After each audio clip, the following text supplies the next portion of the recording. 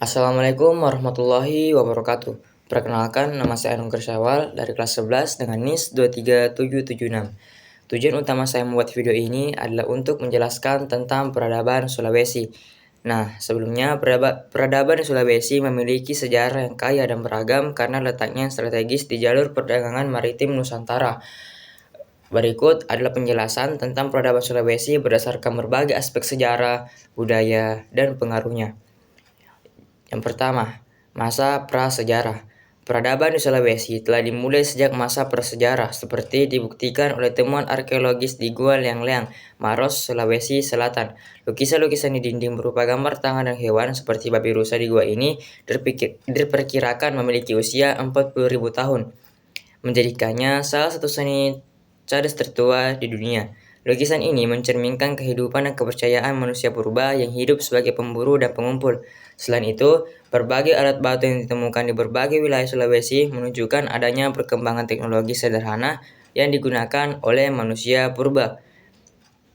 Penemuan Homo florensiensis di Flores juga menimbulkan spekulasi bahwa manusia purba di Sulawesi mungkin memiliki hubungan evolusi dengan populasi purba lainnya di Nusantara. Yang kedua, awal peradaban dan pengaruh maritim. Sebagai pulau yang terletak di tengah jalur perdagangan Nusantara, Sulawesi berkembang menjadi pusat interaksi budaya sejak abad pertama Masehi. Peradaban lokal mulai berkembang seiring dengan masuknya pengaruh budaya India dan Cina melalui jalur perdagangan. Barang-barang seperti keramik Cina, manik-manik India, dan teknologi perunggu menunjukkan adanya kontak budaya yang intens. Sulawesi dikenal sebagai penghasil komoditas penting seperti besi dari Luwu, cengkih, dan hasil laut. Hubungan perdagangan ini tidak hanya memperkuat perekonomian lokal, tetapi juga mendorong terbentuknya sistem pemerintahan tradisional seperti kerajaan-kerajaan lokal. Yang ketiga, masa kejayaan kerajaan. Kerajaan Luwu adalah salah satu kerajaan tertua di Sulawesi yang dikenal sebagai pengolahan besi pada abad ke-9 hingga 14. Luwu menjadi simbol awal peradaban yang maju di Sulawesi. Pada abad ke-16 dan 17, kerajaan Gua Talo di Sulawesi Selatan mencapai puncak kejayaannya. Gua Talo yang dikenal sebagai kembar Makassar menjadi salah satu kerajaan maritim terbesar di Nusantara. Mereka menguasai jalur perdagangan rempah-rempah dan memperluas pengaruhnya hingga ke Maluku dan Nusantara. Selain Gua Talo, kerajaan Bone yang didominasi oleh suku Bugis juga memainkan peran besar dalam dinamika politik Sulawesi. Yang keempat, tradisi dan budaya lokal. Sulawesi adalah rumah bagi suku-suku utama seperti Bugis, Makassar, Toraja, Minahasa, dan Mandar yang masing-masing memiliki warisan budaya yang kaya. Beberapa tradisi penting yang menonjol meliputi Sirik Napace, filosofi hidup suku Bugis dan Makassar yang menekankan harga diri, solidaritas, dan keberanian. Yang kedua, Rambu Solo, upacara pemakaman khas suku Toraja yang penuh simbolisme dan melibatkan ritual besar-besaran untuk menghormati leluhur. Yang ketiga, perahu pinisi. Perahu tradisional suku Bugis dan Makassar ini menunjukkan kecanggihan budaya maritim. Pinisi telah diakui oleh UNESCO sebagai warisan budaya tak benda. Yang kelima, pengaruh agama. Islamisasi. Islam mulai masuk ke Sulawesi melalui perdagangan dari Jawa dan Malaka pada abad ke-15.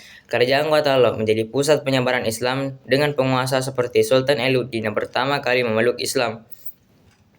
Islamisasi membawa perubahan besar dalam struktur sosial, hukum, dan budaya masyarakat Sulawesi. Kedua, kekristenan. Pengaruh agama Kristen berkembang di Sulawesi Utara dan Tanah Toraja melalui misionaris Eropa pada abad ke-19. Gereja-gereja kuno dan tradisi Kristen lokal masih bertahan hingga kini. Yang keenam, masa kolonial. Ketika Belanda tiba di Sulawesi pada abad ke-17, mereka berusaha menguasai wilayah ini karena pentingnya jalur perdagangan rempah-rempah. Perang Makassar 1666 sampai 1669 adalah salah satu konflik terbesar antara Belanda dan Kerajaan Gua-Talo yang dipimpin oleh Sultan Hasanuddin. Meskipun Goa akhirnya kalah, perjuangan ini menunjukkan semangat perlawanan masyarakat Sulawesi terhadap penjajah. Yang ketujuh, peran dalam kemerdekaan Indonesia. Pada abad ke-20, Sulawesi memainkan peran penting dalam perjuangan kemerdekaan Indonesia. Tokoh seperti Samratulangi dari Minahasa menjadi salah satu pahlawan nasional yang memperjuangkan kemerdekaan. Setelah kemerdekaan, Sulawesi menjadi pusat pembangunan ekonomi dan politik Indonesia Timur. Yang kedelapan, kekayaan alam dan keanekaragaman hayati. Sulawesi dikenal sebagai salah satu wilayah dengan keanekaragaman hayati tertinggi di dunia. Pulau ini menjadi habitat spesies unik seperti anoa, babi rusa, tarsius, dan maleo. Wilayah lautnya seperti Taman Nasional Bunaken dan Wakatobi juga merupakan surga bagi penyelam karena keindahan terumbu karang dan keanekaragaman biota laut. Yang kesembilan, masa kini dan pengaruh modernisasi. Saat ini, Sulawesi adalah salah satu pusat pertumbuhan ekonomi Indonesia. Kota Makassar sebagai ibu kota Sulawesi Selatan berkembang menjadi kota metropolitan dengan pelabuhan internasional dan kawasan industri yang maju. Sementara itu, para wisata berbaris budaya dan alam seperti Toraja dan Bunaken terus menarik wisatawan lokal maupun mancanegara. Kesimpulan, peradaban Sulawesi adalah gambaran perjalanan sejarah yang panjang, mulai dari masa prasejarah hingga era modern dengan tradisi, budaya, dan kekayaan alamnya yang luar biasa. Sulawesi tidak hanya menjadi bagian penting dari sejarah Nusantara, tetapi juga memainkan peran signifikan dalam membentuk identitas bangsa Indonesia. Mungkin itulah yang sempat saya jelaskan tentang peradaban Sulawesi. Semoga apa yang saya sampaikan ini dapat dipahami dengan baik. Sekian dari saya. Assalamualaikum warahmatullahi wabarakatuh.